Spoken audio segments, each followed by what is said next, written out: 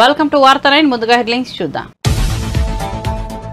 నేడు ఎన్టీఆర్ జయంతి, ఎన్టీఆర్ విశిష్ట నటుడు అంటూ మోదీ కితాబు. నివాళులర్పించిన చంద్రబాబు, లోకేష్. హైదరాబాద్ లోని ఎన్టీఆర్ ఘాట్ వద్ద నివాళులర్పించిన junior NTR, Kalyan Ram.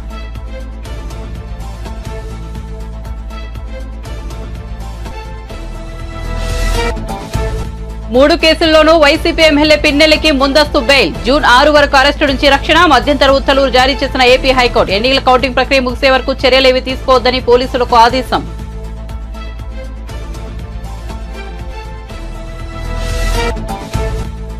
Phone tapping Telangana రాష్ట్ర గీతం స్వరకల్పనపై స్పందించిన రేవంత్ రెడ్డి. తమ ప్రభుత్వం ఫోన్ ట్యాపింగ్ జరపదన్న ముఖ్యమంత్రి. ఎవరు బాధ్యులో తేల్చే క్రమంలో ఫోన్ ట్యాపింగ్ వ్యవహారం బయటకు వచ్చిందని వెల్లడి.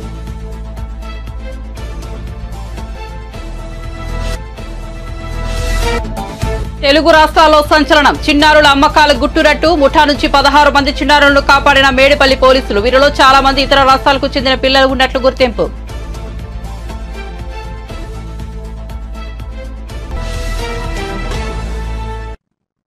ఇక వార్త వివరాల్లోకి వెళ్తే, మాచల నియోజకవర్గ అధికార వైసీపీ ఎమ్మెల్యే పిన్నెల్లి రామకృష్ణారెడ్డికి మరో 3 కేసుల్లోనూ ముందస్తు బెయిల్ లభించింది.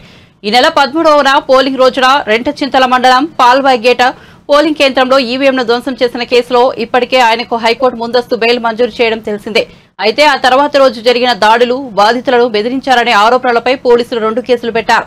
అలాగే ఓ సీఐపై జరిగిన దాడి కేసులోనూ ఆయన పేరును ఎఫ్ఐఆర్లో చేర్చారు. దీంతో ఈ 3 కేసుల్లోనూ తనకు ముందస్తు బెయిల్ ఇవ్వాలంటూ ఆయన ఏపీ హైకోర్టును ఆశ్రయించారు. ఈ కేసులో సోమవారం ఇరుపక్షాల వాదనలు పూర్తి కావడంతో తీర్పును రిజర్వులో ఉంచిన న్యాయస్థానం మంగళవారం తీర్పు వెలువరించింది. జూన్ 6వ తేదీ వరకు పిన్నెల్లిని అరెస్ట్ చేయరాదని పోలీసులకు ఆదేశించింది. కౌంటింగ్ ముగిసే వరకు పిన్నెల్లిపై ఎలాంటి చర్యలు తీసుకోవద్దని స్పష్టం చేసింది. ఈవీఎం ధ్వంసం కేసులో ముందస్తు బెయిల్ ఇస్తూ విధించిన షరతులే ఈ కేసులకు వర్తిస్తాయని తెలిపింది. కేసుల తదుపరి విచారణను జూన్ 6వ తేదీకి వాయిదా వేసింది. తమ ప్రభుత్వం ఫోన్ ట్యాపింగ్ జరపదని తెలంగాణ రాష్ట్ర ముఖ్యమంత్రి రేవంత్ రెడ్డి హామీ ఇచ్చారు. అన్నిటికీ సీబీఐ విచారణను అడిగే కేసీఆర్, కేటీఆర్, హరీష్ రావు వారి హయాంలో జరిగిన ఫోన్ ట్యాపింగ్ వ్యవహారంపై సీబీఐ విచారణ ఎందుకు కోరడం లేదని ప్రశ్నించారు. ఆయన మంగళవారం ఢిల్లీలో మీడియాతో మాట్లాడుతూ ఫోన్ ట్యాపింగ్ విచారణలో తన ప్రమేయం లేదని వెల్లడించారు.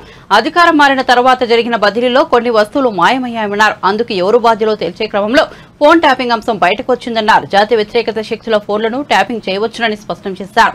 తెలంగాణ రాష్ట్ర గీతానికి స్వరకల్పన బాధ్యతను అంత్యశ్రీకి అప్పగించినట్లు చెప్పారు. ఎవరితో సంగీతం సమకూర్చుకుంటారనేది ఆయన ఇష్టమన్నారు. రాష్ట్ర చిహ్నంలో రాచరిక పోకడలు ఉండకూడదని అభిప్రాయపడ్డారు. తెలుగు రాష్ట్రాల్లో పిల్లలను అక్రమంగా విక్రయిస్తున్న ముఠా గుట్టు రట్టు చేశారు రాచకొండ పోలీసులు. ఇతర రాష్ట్రాల నుంచి పిల్లలను తీసుకొచ్చి ఆంధ్రప్రదేశ్, తెలంగాణలో విక్రయిస్తున్న ముఠా అరెస్టు సంచలనంగా మారింది. 13 మంది చిన్నారులను కాపాడి 11 మంది నిందితుల్లో 3ని అరెస్ట్ చేసినట్లు రాచకొండ సిపి తరుణ్ జోషి వెల్లడించారు.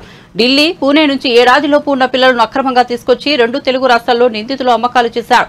సంతానం లేని వారికి ఒక్కో చిన్నారిని 3.5 లక్షలకు అమ్మినట్లు సిపి తెలిపారు. They are girls, and again their age is right from 1 month up to 2.5 months. There is another 11 children that we received. So akkada nunchi supply chesi tarvata there are these 3 people, that is Shobharani, Hemlata and Sheikh Salim, and they are further assisted by other people, that is Saroja, Sharda and one Raju. Sharda and Raju, they are husband and wife, and these people are second level agents. So they are all interconnected actually. They are all having links with each other.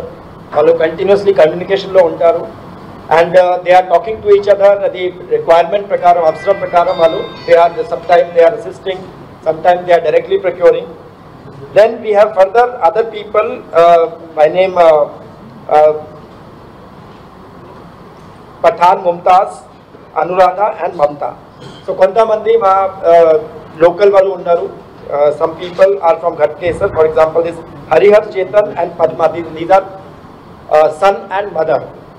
This Harihar Chetan is actually working as a security guard in Genpact, and he is a native of Ghatkesar, and mother also staying in the mother is a housewife, and idhar kalpi chestunnaru local lo in our area.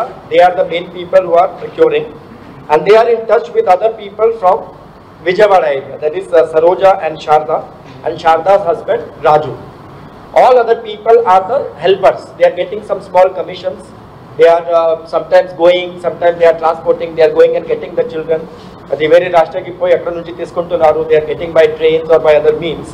So that is how all these people ఇప్పుడు మాకు total 8 మందికి ఈరోజు arrest చేసి judicial రిమాండ్కి పంపిస్తాము.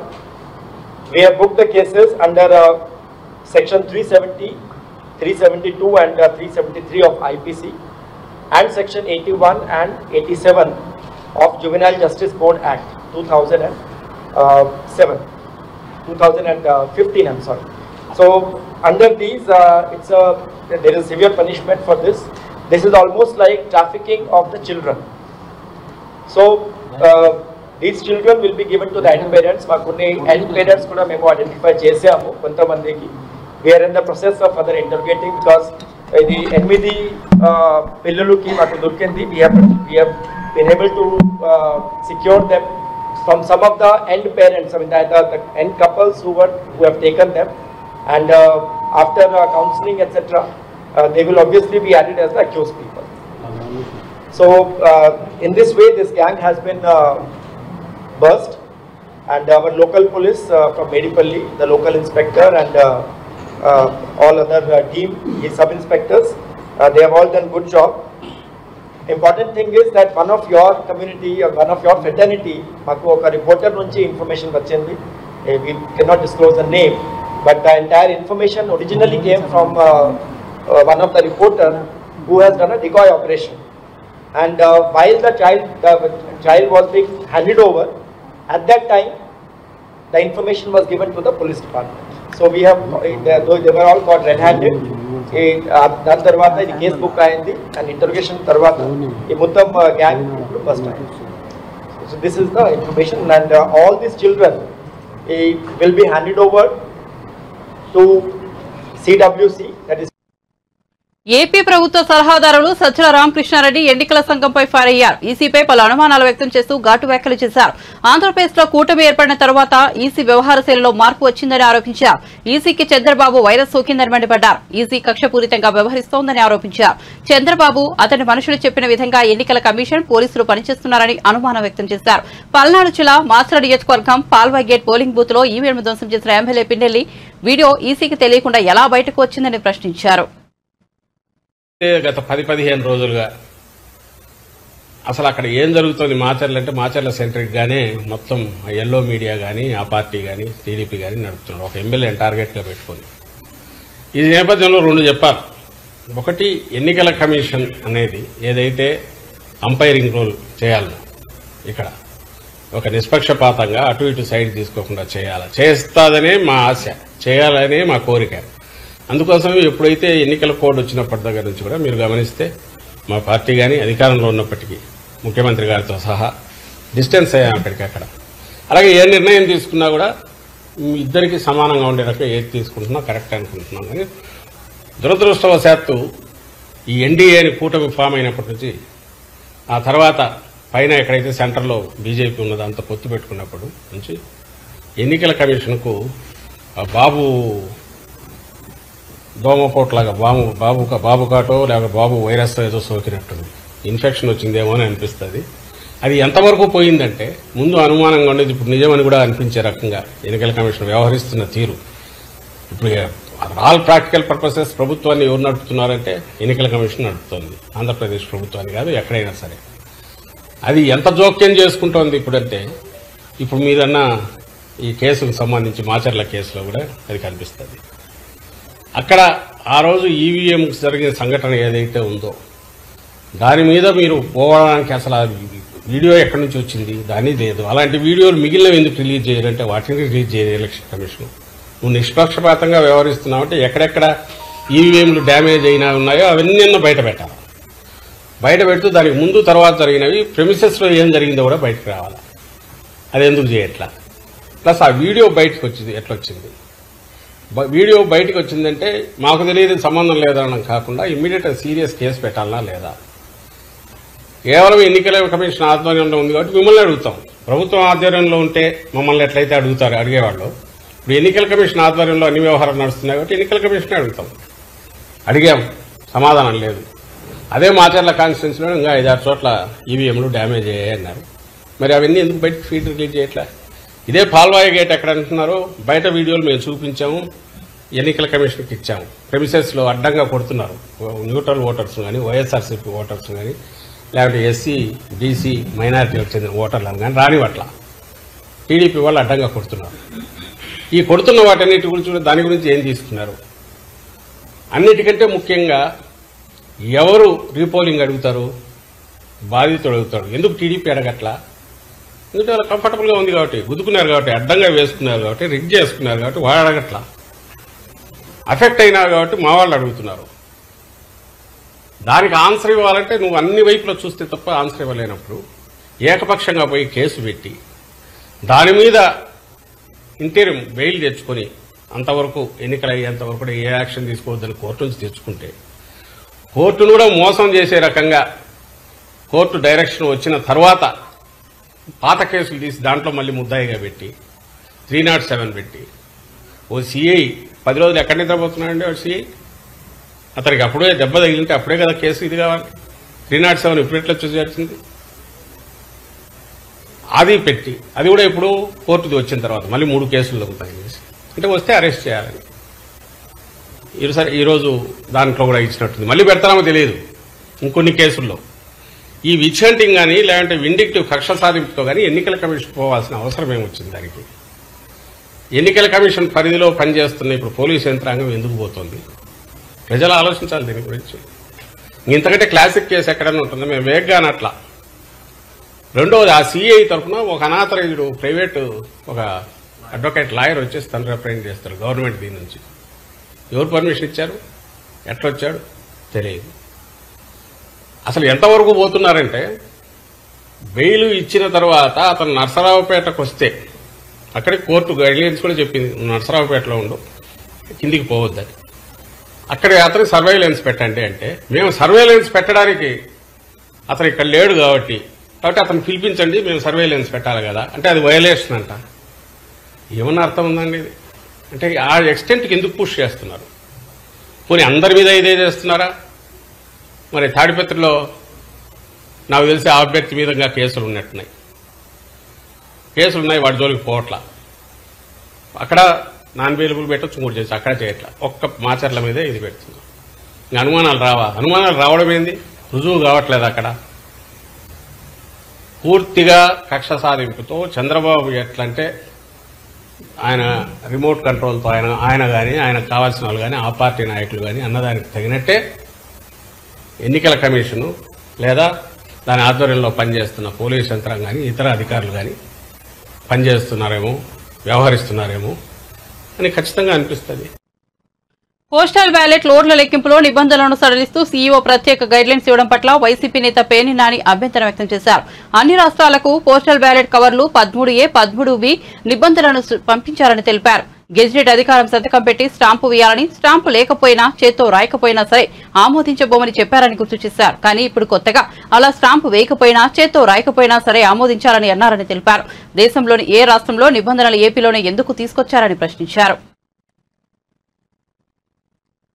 వాళ్ళు stamp వేయకపోయినా చూసి ఏమని పంపించారా అంటే, ఒకవేళ వాళ్ళు కనుక చేత్తో కూడా డిజిగ్నేషన్ రాయకపోతే స్పెసిఫిక్ సిగ్నేచర్లందరికీ కూడా అన్నీ కలెక్ట్ చేసి ఆ కౌంటింగ్ అధికారులకు ఇవ్వండి. ఆ కౌంటింగ్ అధికారులు ఇచ్చిన చోట ఒకవేళ వాళ్ళు స్టాంప్ వేయకపోయినా చేత్తో రాయకపోయినా ఆ స్పెసిఫిక్ సిగ్నేచర్ చెక్ చేసుకోవచ్చు అని చెప్పి నేను ఇచ్చాను. దీని మీద మా అభ్యంతరాన్ని వ్యక్తం చేశాం. ఎందుకంటే ఆ స్పెసిఫిక్ సిగ్నేచర్కి అంటే ఒకటి ముందు భారతదేశంలో ఏ రాష్ట్రంలో కూడా ఈ వెసులుబాటు లేనటువంటి ఇంటర్ప్రిటేషన్ ఈ రాష్ట్రంలో ఎందుకు ఇచ్చారు? ఒకవేళ మీరు ఏదైనా ఒక రాజకీయ పార్టీ మీకు ఈ సందేహాన్ని వెలబుచ్చితే మీరేం చేయాలి? కేంద్ర ఎన్నికల సంఘానికి ఇక్కడ రాయాల్సింది. ఇక్కడ ఎంత పెద్ద అభియోగాన్ని, నేరాన్ని అవతల చేస్తున్నారు మేము ఇచ్చిన పెద్దానికి మీరు కేంద్ర ఎన్నికల సంఘానికి రాస్తున్నారు కదా, మరి దీన్ని ఎందుకు రాయలేదు? రాయకుండా మిగతా రాష్ట్రాల్లో లేనటువంటి వెసులుబాటు ఈ రాష్ట్రంలోనే ఎందుకు ఇచ్చారనేది మా అభ్యంతరాన్ని వ్యక్తం చేస్తూ మీరు పునరాలోచించాలి. దీనివల్ల స్మూత్గా అంటే పారదర్శకంగా ఘర్షణ లేని వాతావరణంలో అత్యంత పారదర్శకంగా జరగాల్సినటువంటి ఎన్నికల ఓట్ల లెక్కింపు రసాబసా అయ్యేటువంటి కార్యక్రమం జరగబోతోంది. ఎందుకని మీ స్పెసిఫిక్ సిగ్నేచరు పెట్టిన సంతకం మీరు ఏదైతే ప్రొవైడ్ చేసి ఆర్ఓలకు ప్రొవైడ్ చేసినటువంటి స్పెసిఫిక్ సిగ్నేచర్ ఈ బ్యాలెట్ పేపర్ మీద ఈ ఫారం కవర్ 13B 13Cలో ఉన్నటువంటి మీరు చేసినటువంటి వాటి మీద ఆ సంతకం చిన్న స్ట్రోక్ తేడా వచ్చినా ఎవరో ఒకరు అబ్జెక్ట్ చేస్తారు. ఎంతమంది ఏజెంట్లు ఉంటారు? 15-20 మంది కౌంటింగ్ ఏజెంట్లు ఉంటారు. ఒక్కడు అబ్జెక్ట్ చేసినా కూడా అది అభ్యంతరమే. ఈ గొడవలకు దారితీసేటువంటి పరిస్థితులు. ఎందుకని ఇంకోటి చెప్తున్నాం, ఆ ఇంటర్ప్రిటేషన్లో కూడా వారు రాసే దాంట్లో కూడా ఏమని రాశారంటే ఫెసిలిటీ సెంటర్ అంటే ఫెసిలిటేషన్ సెంటర్. పోస్టల్ బ్యాలెట్ వెయిటాకి ఫెసిలిటీ సెంటర్ కూడా ఆర్ఓలే ప్రొవైడ్ చేశారు. కాబట్టి రాజ్యాంగం ఏం చెప్తుందంటే ప్రాథమిక హక్కు ఓటు వేయటం అంటది, అంతేగాని అది సీక్రెట్గా ఉండాలి. ఈ రచ్చలో ఏమవుతుంది, ఆ ఓటు ఎవరిదో తెలుస్తుంది, చెప్పాల్సిందే కదా. ఓటు ఎవరిదో తెలిసేటువంటి పరిస్థితులు ఉన్నాయి. రెండవది సీక్రెసీ అనేది మనకి రాజ్యాంగం చెప్పి ఎలక్షన్ కమిషన్ ఆఫ్ ఇండియా చెప్పినటువంటి సీక్రెసీ అనేది పోతుంది. రెండవది రచ్చ రభస అయ్యేటువంటి కార్యక్రమం. సహజంగా మనమే ఉంటాం, బ్యాంకుకి వెళ్ళినప్పుడు స్పెసిఫిక్ సిగ్నేచర్ పెట్టమన్నప్పుడు మానవ నైజం చాలా జాగ్రత్తగా మన సంతకాన్ని పెడతాం. అదే ఒక 100 చెక్కులు ఇచ్చి 100 మీద నీ సంతకం పెట్టమంటే ఖచ్చితంగా స్ట్రోకులు తేడా ఉంటాయి. లేదు నువ్వే 100 సంతకాలు కాగితాలు ఇచ్చి ఒకేసారి 100 సంతకాలు పెట్టమంటే నిర్లక్ష్యం వస్తుంది, విసుగు వస్తుంది. మరి స్ట్రోక్ తేడా ఉంటే అబ్జెక్షన్ చేస్తే ఇదంతా రచ్చే కదా, గొడవలకు దారి తీసేటువంటి పరిస్థితులే కదా. ఎలక్షన్ కమిషన్ ఆఫ్ ఇండియా చెప్పనటువంటి నియమావళిని మీరు ఎట్లా ఇంటర్ప్రిట్ చేస్తారు? చేయకూడదు కదా. ఎలక్షన్ కమిషన్ ఆఫ్ ఇండియాలో లేనటువంటి నియమావళిని, వెసులుబాటుని కేవలం ఆంధ్రప్రదేశ్ రాష్ట్రంలో ఒక రాజకీయ పార్టీ వచ్చి కాగితం ఇవ్వగానే ఈ రకమైన ఇంటర్ప్రిటేషన్ ఇవ్వటం అనేది ఎలా పారదర్శకంగా ఉంటుంది, ఎలా నిష్పక్షపాతంగా ఉంటుంది? కాబట్టి దీన్ని పునరాలోచించాలని చెప్పని ఆంధ్రప్రదేశ్ రాష్ట్ర ఎన్నికల సంఘాన్ని మేము కోరటం జరిగింది. దీన్ని కూడా వారు కూడా చూపించడం జరిగింది. వారు కూడా తీశారు బయటికి. వారు కూడా ఎలక్షన్ కమిషన్ ఆఫ్ ఇండియాలో చూసి అన్నీ కూడా చెప్పాం. ఈ రికమెండేషన్ మరి వారికి ఇవ్వడం జరిగింది. ఇచ్చి టీడీపీ వ్యవస్థాపకుడు దివంగత మాజీ ముఖ్యమంత్రి ఎన్టీఆర్ 101వ జయంతి సందర్భంగా ఆయన కుటుంబ సభ్యులు నివాళులర్పించారు. హైదరాబాద్లోని ఎన్టీఆర్ ఘాట్లో ఆయన మనవళ్లు జూనియర్ ఎన్టీఆర్, కళ్యాణ్ రామ్ అంజలి ఘటించారు. తెల్లవారుజాము నుంచే ఘాట్ వద్దకు చేరుకుని తాతను స్మరించుకున్నారు.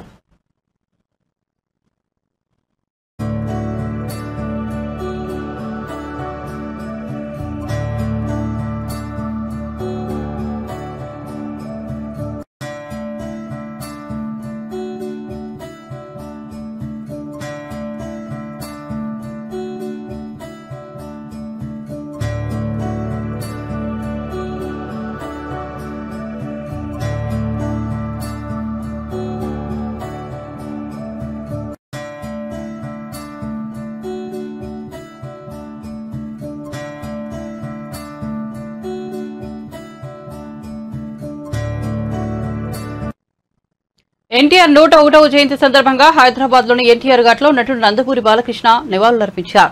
అనంతరం ఆయన మీడియాతో మాట్లాడుతూ రాజకీయ చైతన్యం తీసుకొచ్చిన మహానీయుడు ఎన్టీఆర్ అని కొనియాడారు. తెలుగువారి ఆరాధ్య దైవం ఎన్టీఆర్ అని, ఆయన స్ఫూర్తిని ఎంతో మంది అందిపుచ్చుకున్నారని తెలిపారు. రైతు కుటుంబంలో పుట్టిన ఎన్టీఆర్ మొదట చదువుకే ప్రాధాన్యత ఇచ్చారని, ఆ తర్వాత చిత్రరంగంలోకి వచ్చారన్నారు. ఆయన కంటే నవరసాలకు అలంకారమని అన్నారు. నటనకు విశ్వవిద్యాలయం కొనియాడారు. సినీ రంగంలో మొకటం లేని మహారాజుగా వెలుగొందుతున్న సమయంలోనే రాజకీయాల్లోకి వచ్చారని తెలిపారు.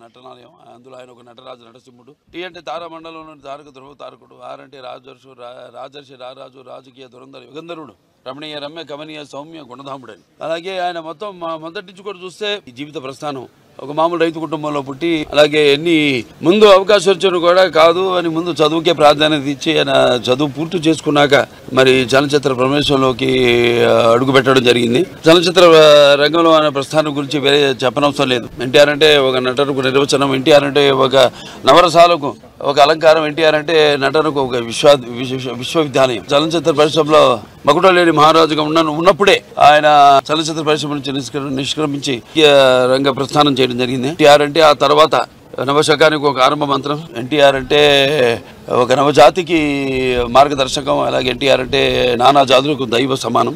పార్టీ పెట్టి 9 నెలలకి అధికారాన్ని చేజిక్కించుకుని మరి తర్వాత ఆయన ప్రవేశపెట్టిన ఎన్నో పథకాలు ఎన్నో సాహసోపేతమైనవి, ప్రజలకు ఉపయోగపడేవి, అలాగే ఎంతో సానుకూలమైనవి. వాటిని ప్రవేశపెట్టి అమలు పరుస్తూ ముందుకు వెళ్ళడమే తప్పితే ఇప్పుడు ఉన్న పార్టీలకు మన రాష్ట్రంలోనే కాదు దేశంలో కూడా చూసినా మనం ఒక విప్లవాత్మకమైన సంస్కరణలు అయితేనేమి, సంక్షేమ అభివృద్ధి కార్యక్రమాలు అయితేనేమి తీసుకొచ్చిన అభినవ్ అంబేద్కర్, నందమూరి తారక రామారావు గారు, ఎవరైనా ఆయన పేరు చెప్పుకొని ఆయన చేపట్టిన పథకాలని చెప్పుకునే ఇప్పుడు ఏ పార్టీ అయినా ముందుకు సాగాల్సిందే తప్ప వాళ్ళకి వేరే గతి లేదు. అది ఎన్టీఆర్ గారి అంటే పేదల ఆకలి తెలిసిన అన్న ఆయనే. అలాగే జనం భవితకు భవిష్యత్తు ఇచ్చిన అమ్మ ఆయనే. అలాగే ఆయనకి ఎప్పుడు అండగా ఉన్న ఆడపడుచులకు ఆర్థిక స్వాతంత్రం ఇచ్చిన అన్న కూడా నందమూరి తారక రామారావు. టీడీపీ వ్యవస్థాపకుడు ఎన్టీఆర్ 101వ జయంతి సందర్భంగా ఆయన కుటుంబ సభ్యులు నివాళులర్పించారు. హైదరాబాద్లోని ఎన్టీఆర్ ఘాట్ వద్ద ఆయన కుమార్తె బీజేపీ ఏపీ అధ్యక్షురాలు పురంధేశ్వరి, భర్త దగ్గుపాటి వెంకటేశ్వరరావుతో కలిసి అంజలి ఘటించారు. ఎన్టీఆర్ ఆశీస్సులు తెలుగు ప్రజలందరికీ ఉండేలా ప్రార్థిస్తున్నట్లు తెలిపారు. మనందరికీ తెలుసు, ఏ రంగంలో కాలు పెట్టినా కూడా ప్రపంచనాన్ని సృష్టించినటువంటి నందమూరి తారక రామారావు గారు ఒక పేరు, ఒక వ్యక్తి కాదు. వారు ఒక సంచలనం అని చెప్పి మనందరికీ తెలుసు. ఏ రంగంలో కాలు పెట్టినా కూడా ప్రపంచనాన్ని సృష్టించినటువంటి మహనీయులు వారు. చలనచిత్ర రంగంలో 320 సినిమాలకు పైగా వారు నటించి రాజు నుండి నిరుపేద వరకు, దేవుడు నుండి రాక్షసుడి వరకు, నాయకుడి నుండి ప్రతినాయకుడి వరకు ప్రతి పాత్రలో జీవించి ఈరోజు తెలుగు ప్రేక్షకుల హృదయాల్లో చెరగని ముద్ర వేసినటువంటి వారు రాజకీయంలోకి వచ్చిన తర్వాత, ప్రజా ప్రస్థానంలోకి అడుగుపెట్టిన తర్వాత రాజకీయాలు కేవలం అధికారాన్ని ప్రాప్తించడానికి మాత్రమే కాదు, ఆ అధికారాన్ని సేవా మాధ్యమంగా ఏ విధంగా వినియోగించుకోవచ్చో అనేక సంక్షేమ పథకాలని ప్రవేశపెట్టి ప్రజలకి నిజంగా రాజకీయాలకి ఒక సరికొత్త నిర్వచనాన్ని పలికినటువంటి మహనీయులు వారు. ఈనాడు వారు చిరస్మరణీయులుగా ప్రతి ఒక్కరి తెలుగు హృదయాల్లో ఉన్నారు అని అంటే తెలుగు వారికి ఒక ప్రత్యేక భాష, ఒక ప్రత్యేక చరిత్ర ఉన్నది, వారికి ఒక ప్రత్యేకమైనటువంటి ఉనికి ఉన్నది అని చెప్పి ప్రపంచానికి చాటినటువంటి నేపథ్యంలో ఈరోజు తెలుగు వారందరి హృదయాల్లో కూడా చిరస్మరణీయులుగా వారు నిలిచి ఉన్నారు. వారికి నా నివాళులు అర్పిస్తూ వారి చల్లని చూపు కేవలం వారి కుటుంబం మీద మాత్రమే కాకుండా తెలుగు వారందరి మీద కూడా ఉండాలి అని చెప్పి ప్రార్థిస్తున్నాను. సాహసానికి మారుపేరు ఎన్టీఆర్ అని టీడీపీ నేత రఘురామకృష్ణ అన్నారు. ఎన్టీఆర్ జయంతి సందర్భంగా ఆయనకు నివాళులు అర్పించారు. భారతరత్న పురస్కారానికి పూర్తి అర్హత ఉన్న వ్యక్తి ఎన్టీఆర్ అని కొనియాడారు.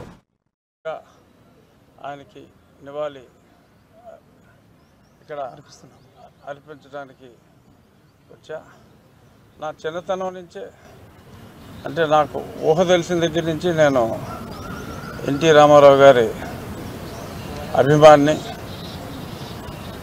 1994లో ఎన్టీ రామారావు గారు సాధించిన విజయాల్లో కల్లా అతి గొప్ప విజయం ఈనాడు మళ్ళీ ఆయన స్ఫూర్తితో ఈ 2024లో చంద్రబాబు నాయుడు గారి నాయకత్వంలో సాధించబోతున్నాం అని ఖచ్చితంగా చెప్పడానికి నేను గర్వపడుతున్నా. ఇంకొక 7 రోజుల్లో అదే వస్తుంది. సాహసానికి మారుపేరు రామారావు గారు. సరే, రామారావు గారి సినిమాల గురించి ఆయన ఎంత గొప్పవాడో చెప్పడానికి ఎన్ని రోజులు మాట్లాడుకున్నా అది సరిపోదు.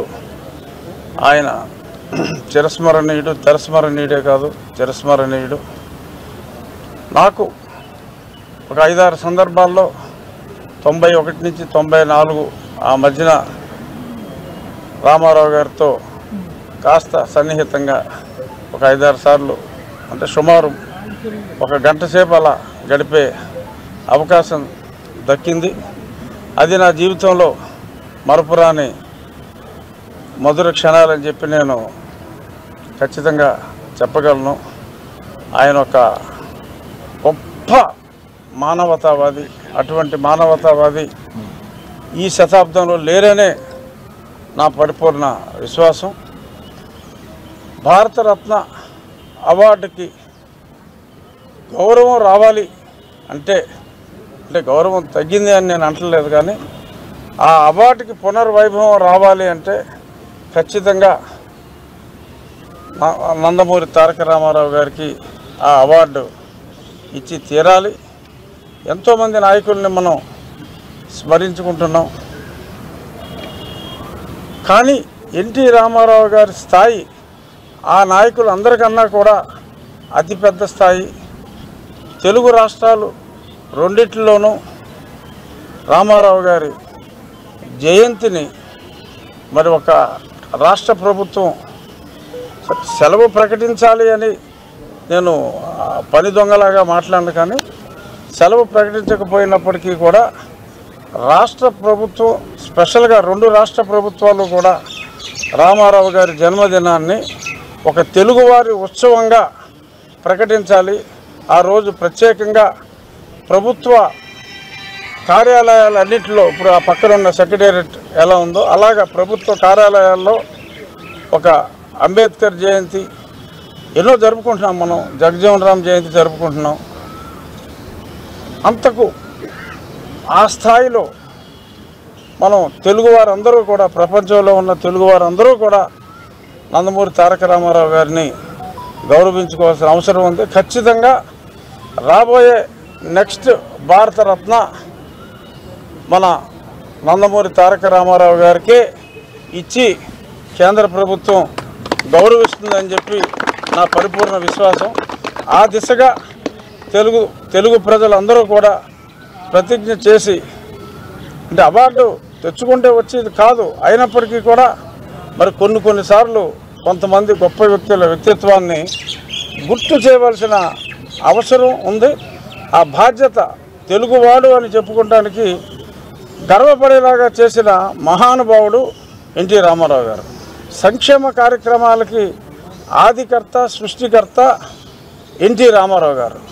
అటువంటి మహానుభావుడిని ఈ 101వ జయంతి సందర్భంగా ఇక్కడికి వచ్చి వారికి నివాళి అర్పించినందుకు మరొక్కసారి ఒక తెలుగువాడిగా తెలుగు జాతి ఖ్యాతిని ప్రపంచంలోని నలుమూలలా విస్తరించిన ఆ విశ్వవిఖ్యాత నట సార్వభౌముడికి, ఆ విశ్వవిఖ్యాత మానవతావాదికి మరొక్కసారి శిరస్సు వచ్చి నమస్కారం చేస్తూ జోహార్ ఎన్టీఆర్, జోహార్ ఎన్టీఆర్, జై తెలుగుదేశం. నందమూరి తారక రామారావు గారి 101వ జయంతి సందర్భంగా ఆయనకి నివాళి. తిరుమల శ్రీవారిని నిర్మాత దిల్రాజు కుమార్తె హర్షితారెడ్డి, లవ్ మీ చిత్ర నటుడు ఆశీష్ రెడ్డిలు దర్శించుకున్నారు. వీఐపీ ప్రారంభ విరామ దర్శన సమయంలో వీరు స్వామివారి సేవలో పాల్గొన్నారు. గర్భాలయంలో స్వామివారిని దర్శించుకుని లవ్ మీ చిత్రం విజయవంతం కావాలని ప్రార్థించారు. త్వరలో రామ్ చరణ్ కథానాయకుడిగా నటించిన గేమ్ చేంజర్ చిత్రం ప్రేక్షకుల ముందుకు రానున్నట్లు హర్షితారెడ్డి తెలిపారు. దర్శనం బాగా అయింది. ఇంతకంటే మంచి మాకు బ్లెస్సింగ్ దొరకదు. అందుకే ప్రతి సినిమాకి మాకు రిలీజ్ అయిన వెంటనే ఒక 1-2 డేస్లో వెంకటేశ్వర స్వామి దర్శనం చేసుకోవడానికి వస్తాం. చాలా రిఫ్రెషింగ్ ఉంది, చాలా హ్యాపీగా ఉంది. అండ్ థ్యాంక్ యూ వెంకటేశ్వర స్వామి మమ్మల్ని దీవించారని కోరుకుంటూ సినిమాకి వెళ్ళండి, లవ్ మీ ఫ్యూచర్ చూస్తూ ఉండండి నెక్స్ట్ సినిమాలు వచ్చేదాకా. ఐ హోప్ అందరికీ నచ్చుతుంది. థ్యాంక్ యూ మీడియా వాళ్ళందరికీ. ఒక పాజిటివ్ మెసేజ్. నెక్స్ట్ సెల్ఫిష్ ఉంది, దాని తర్వాత సితారా ప్రొడక్షన్స్లో ఒక సినిమా ఉంది, అది త్వరలో అనౌన్స్ చేస్తాం. లవ్ మీ మూవీ మొన్న రిలీజ్ అయింది, చాలా బాగా రెస్పాన్స్ వస్తుంది. వెరీ డిఫరెంట్ కంటెంట్ మూవీ అనేసి. మేమందరం వెంకటేశ్వర స్వామి భక్తులం, మా ఫ్యామిలీ అంతా. సో ఏ మూవీ రిలీజ్ తర్వాత అయినా స్వామివారి దగ్గరికి వచ్చి. బులెటిన్ ముగించే ముందు హెడ్లైన్స్ మరోసారి చూద్దాం. నేడు ఎన్టీఆర్ జయంతి, ఎన్టీఆర్ విశిష్ట నటుడు అంటూ మోదీ హితాం. నివాళులర్పించిన చంద్రబాబు, లోకేష్. హైదరాబాద్లోని ఎన్టీఆర్ ఘాట్ వద్ద నివాళులర్పించిన junior NTR, Kalyan Ram.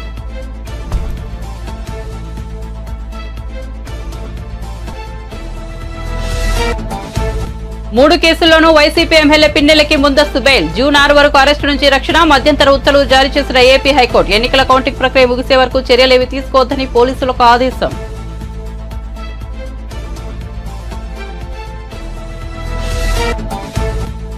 Phone tapping, Telangana రాష్ట్ర గీత స్వరకల్పనపై స్పందించిన రేవంత్ రెడ్డి. తమ ప్రభుత్వం ఫోన్ ట్యాపింగ్ జరపదన్న ముఖ్యమంత్రి. ఎవరూ బాధ్యులో తేల్చే క్రమంలో ఫోన్ ట్యాపింగ్ వ్యవహారం బయటకు వచ్చిందని వెల్లడి.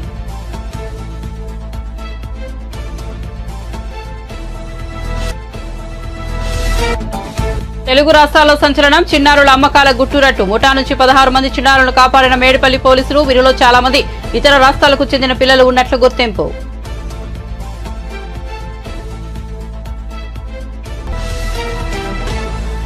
మరిన్ని అప్డేట్స్ కోసం చూస్తూనే ఉండండి వార్త 9.